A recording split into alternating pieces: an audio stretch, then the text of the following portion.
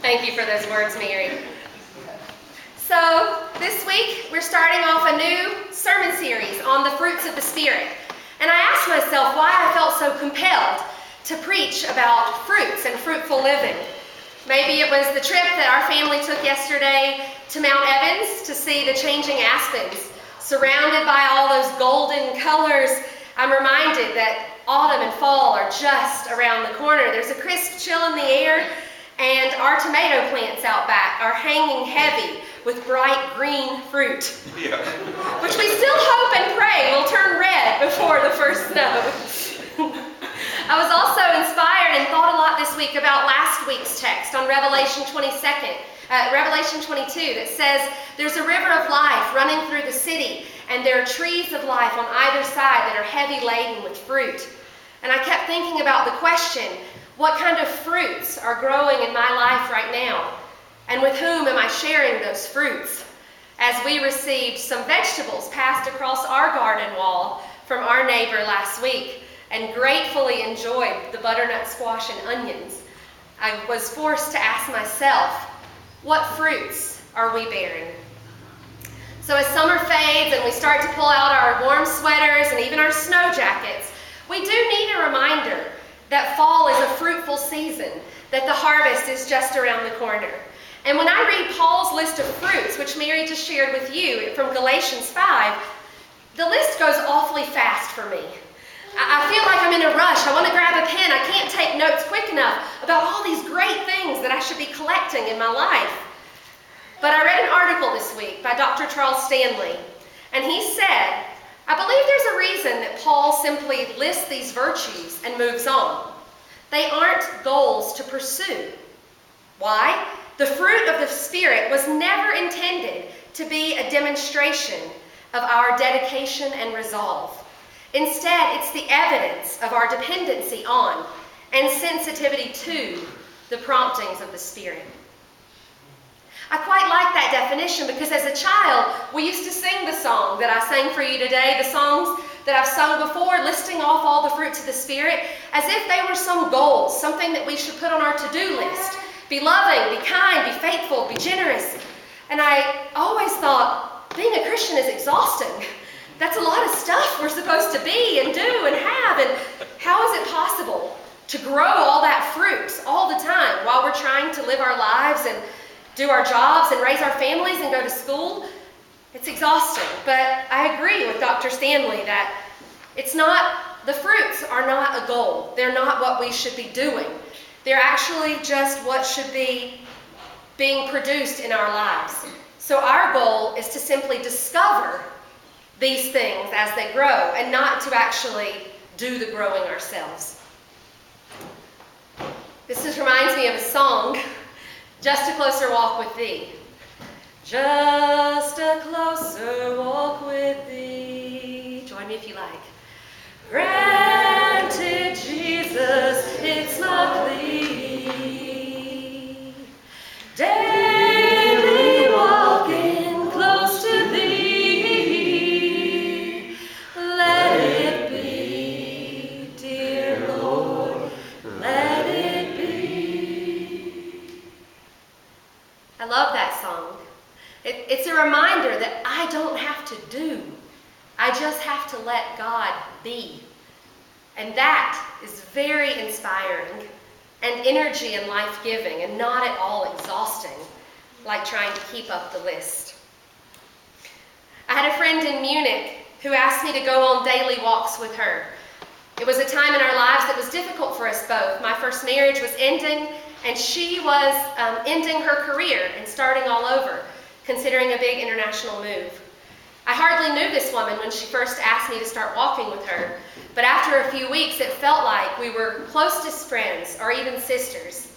We began to transform one another, transform the pain in our lives and our relationships just by walking side by side, just by moving through the pain that we were experiencing together, not alone. And it's a powerful image for me as I think about the fruits of the Spirit and daily walking with Jesus.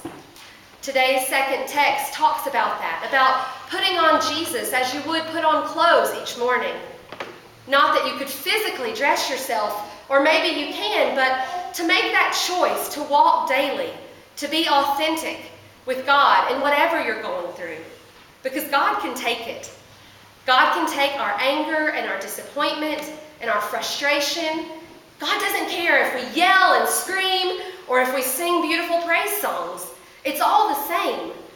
The point is that we're supposed to be reaching out, because God is constantly reaching towards us, and it's our job to reach back and to recognize how interconnected we are. In high school, my mother used to ask me, when my speech was less than beautiful, if I would speak to my grandmother like that, or if I would do that thing that I had just done if my grandfather was around. And it kind of made me insolent as a teenager, but when I look back on it now, I think that that was just a daily reminder of the way that my actions and my words would affect and reflect on my family, even if they weren't around to know it. And when I thought about that, it reminded me that our actions and our words every day affect and reflect the way that people see Christians and God and Christ. So we can be a beautiful reflection, or we can be a reflection that we're not so proud of. And each way, each one is a choice. For me, it's all about authenticity. It's about being who you really are. My favorite quote from seminary was by a black American theologian named Howard Thurman. And he said, "Don't ask what the world needs. Ask what makes you come alive, and go do it. Because what the world needs is more people who have come alive." I don't think that God needs a bunch of Christian robots or Jesus freaks walking around doing the exact same thing as all the other people. God needs people who are authentically and really alive and passionate about this life, about this chance that they've been given. Now, the tone of Paul's letter in the second text is nothing like a peaceful river. It's like a persistent buzzer going off in the morning. Wake up, get out of bed, get dressed, the time is coming. It's not very peaceful.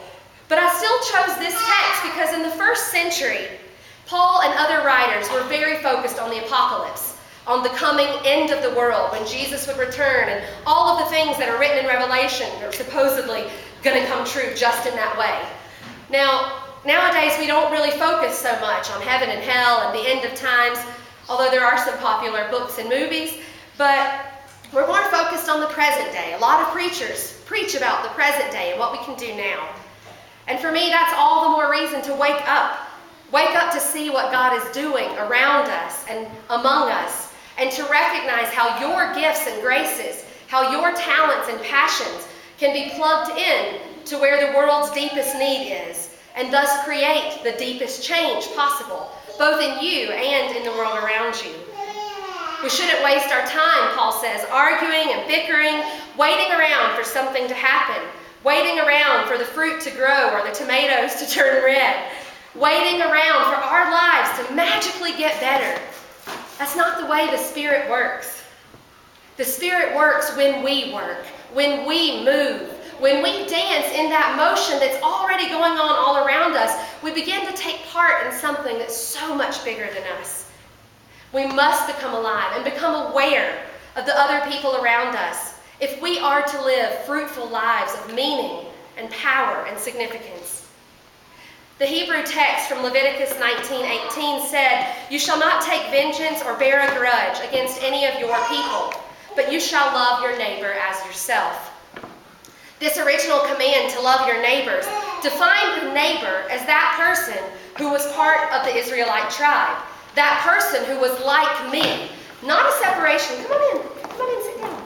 Not a separation between us and them, but recognizing that our neighbor is not just a part of our circle or our tribe. When Jesus came, he expanded that definition of neighbor and blew it up to include all the people that you come in contact with.